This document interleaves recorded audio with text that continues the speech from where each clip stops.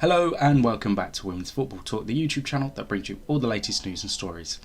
Today we're going to look at where each WSL team needs to strengthen ahead of the 2023-24 season. We're going to look at where I think each team needs to get better in order to move either up the table or look for a strong point in their positions from last season.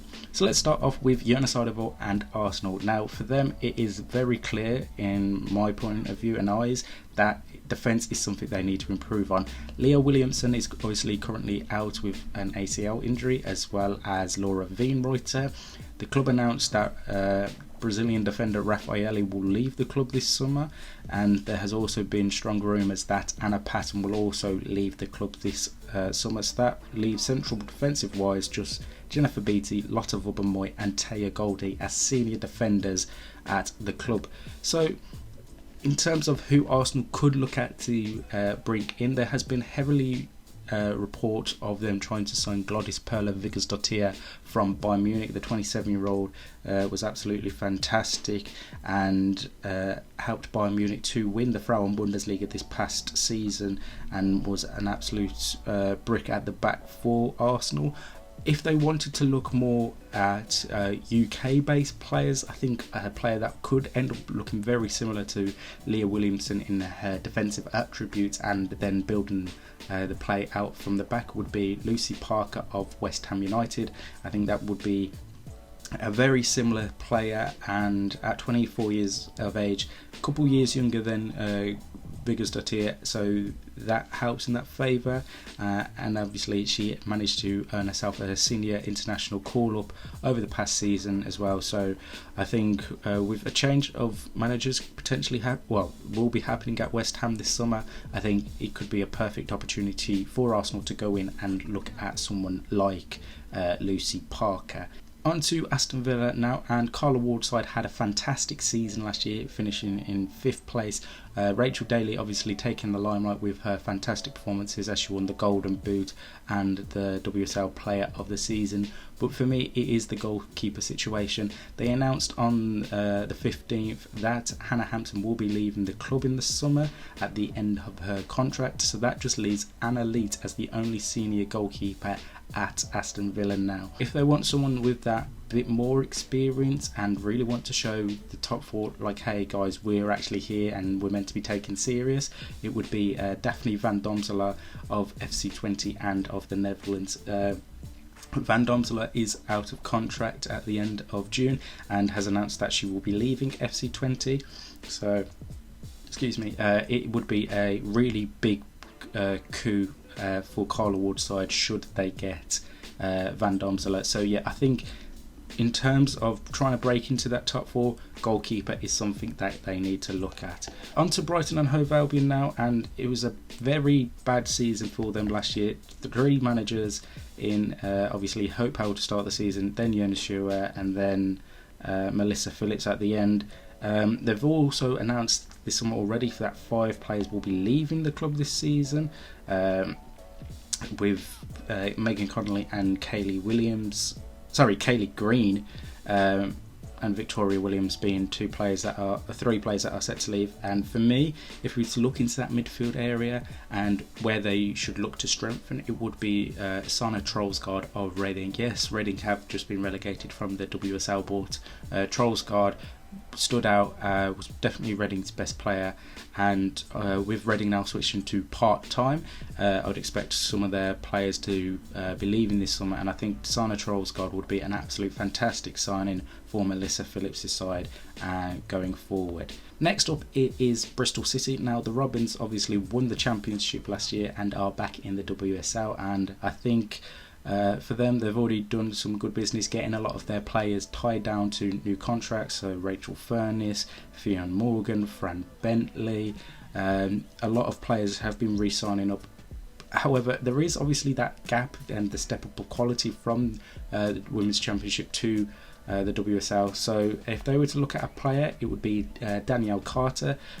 She's recently, or will be, leaving Brighton and Hove Albion at the end of this summer, and I think that would be a perfect help for Shania Hales and Abby Harrison up top.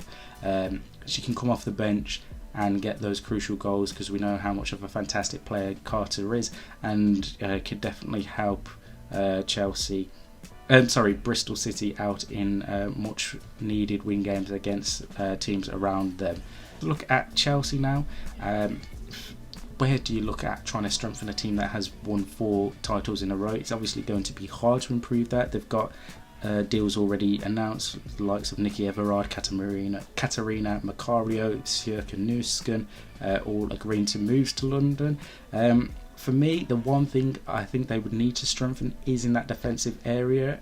Obviously, Magdalena Eriksson leaving the club, going to Bayern Munich with her partner Pernilla Harder.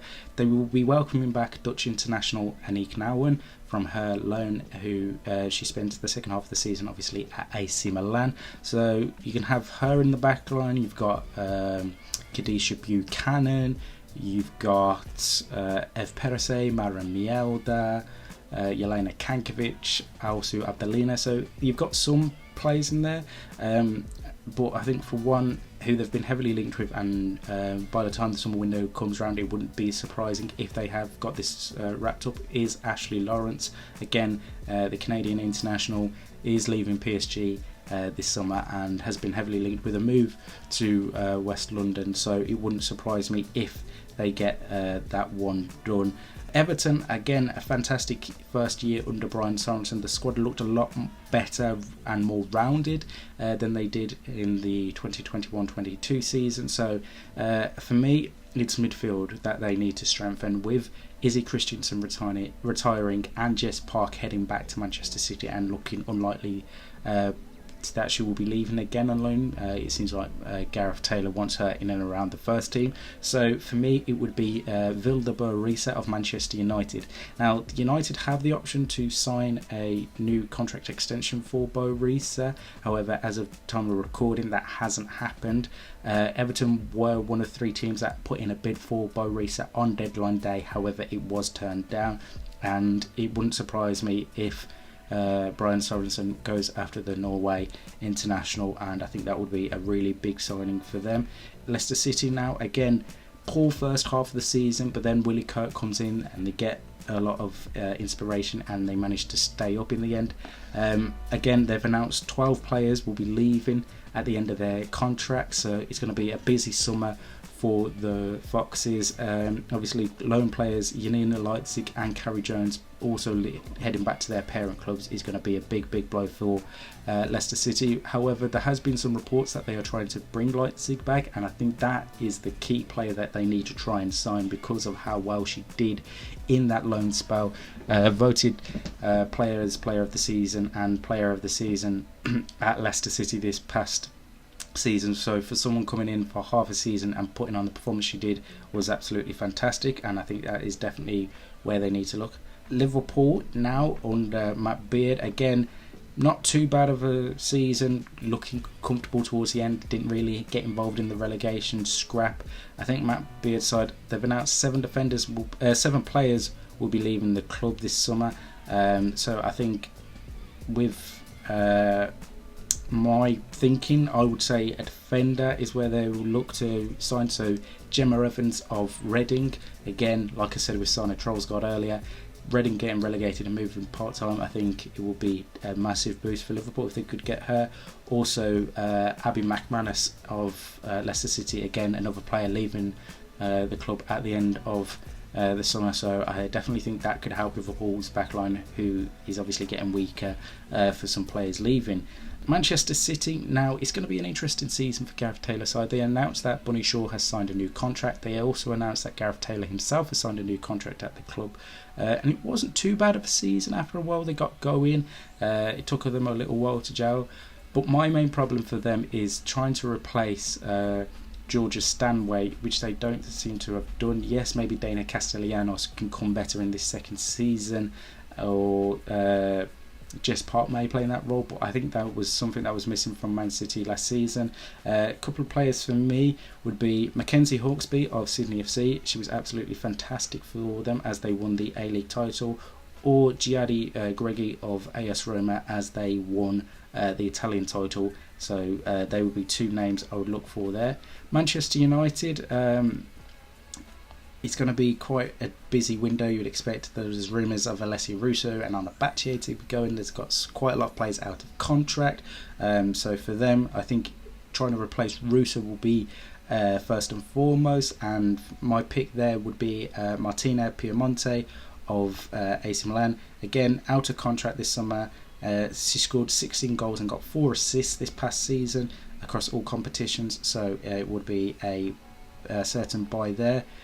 Tottenham Hotspur now, and for me it is a goalkeeper. Again, like Leicester City, they need to get a goalkeeper because Team Eureka Corpola announced that she's leaving the club, so that only leaves Rebecca Spencer as the only senior keeper on their books, but she only has 12 months left on her contract, so I would expect them to try and get a goalkeeper.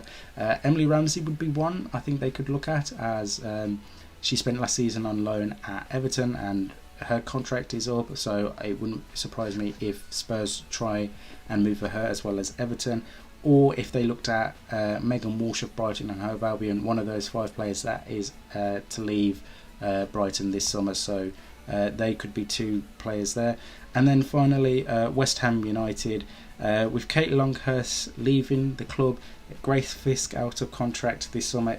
I think a defender where West Ham are going to look, and my option there would be Kasia Lind of Vittsjö in Sweden, 26-year-old, out of contract come December because of how the Swedish season works, and was absolutely fantastic for them.